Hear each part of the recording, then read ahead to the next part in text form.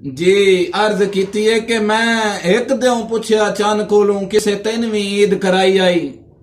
उस आख्या मेरी जिंदगी विच किहो जी रात भी आई। किसे अरब मुल्क दी धरती ते एक सोने अंगल बवाई आई। उस अंगल दे राज इशारे ते मैं त्रुट के ईद मनाई आई।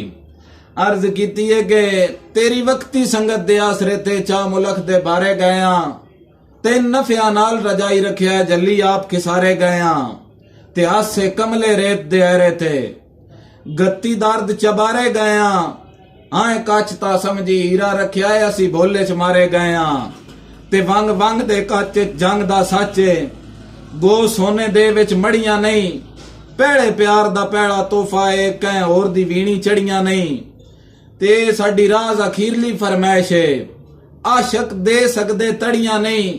जदा मर्जी आवी बन छोड़ी ए वंगा है नाथ कड़ियां नहीं।